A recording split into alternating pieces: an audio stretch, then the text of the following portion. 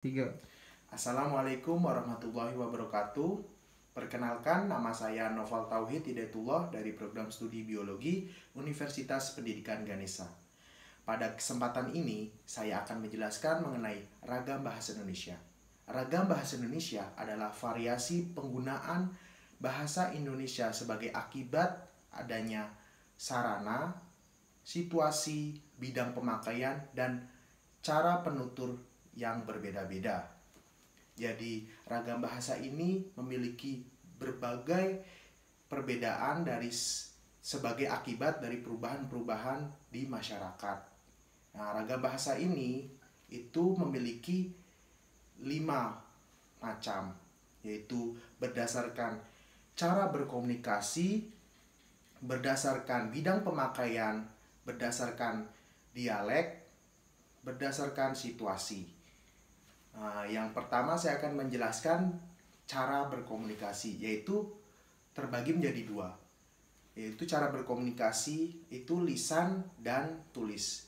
Lisan itu yaitu menggunakan bantuan ucap. Jadi kita seperti berbicara. Penggunaan lisan ini itu dengan cara kita seperti mengobrol biasa atau bincang-bincang, itu memiliki ciri-ciri yaitu tidak efektif, yaitu kita sedikit berbasa-basi kepada lawan bicara kita, dan kata-katanya atau ucapannya itu terkadang tidak baku. Jadi asal ucap dan tidak terarah, jadi semua dilontarkan kepada lawan bicara agar dapat paham.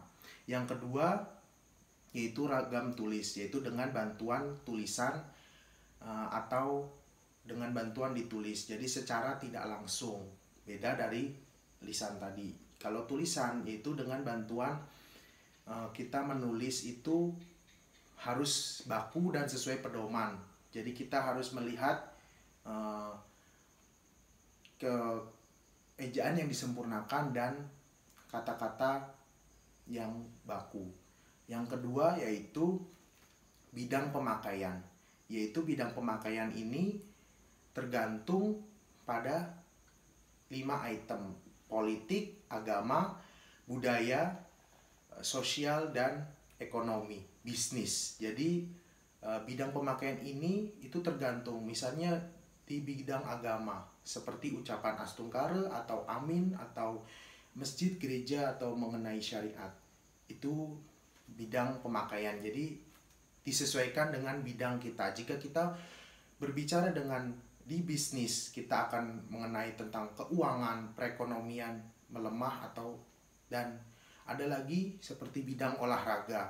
Jadi kita seperti peregangan, pemanasan, dan pendinginan. Jadi itu semua bahasa, berbagai macam bahasa itu kita harus disesuaikan dengan bidang pemakaian kita. Dan yang selanjutnya yaitu penutur atau dialek. Dialek ini yaitu merupakan bahasa di suatu daerah atau suatu tempat yang mendiami beberapa tempat tersebut. Jadi dialek itu hanya beberapa masyarakat tertentu yang mengerti. Jadi usahakan kita untuk berbicara harus sesuai dengan maksud lawan bicara kita berbicara. Jadi kita harus menyesuaikan mengenai topik yang kita bicara.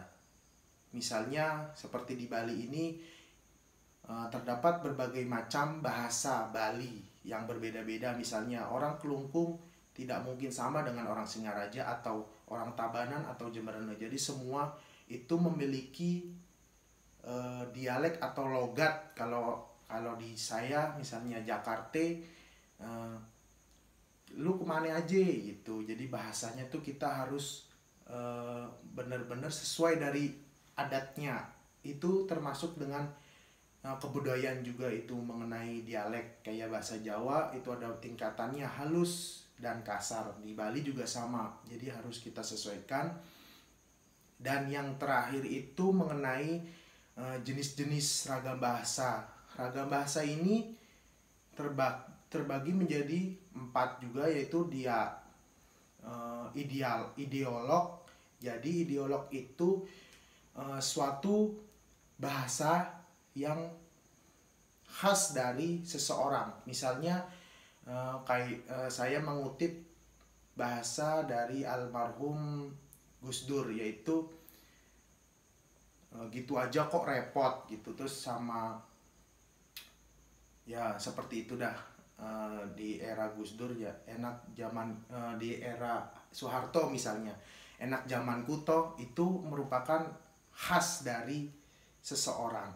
Dan yang kedua yaitu dialek tadi, jadi menggunakan bahasa beberapa daerah, jadi hanya satu daerah yang paham agar kita memahaminya. Ya, itu beberapa dari contoh ragam bahasa ini. Kurang lebihnya mohon maaf. Wabillahi taufik wal hidayah. Wassalamualaikum warahmatullahi wabarakatuh.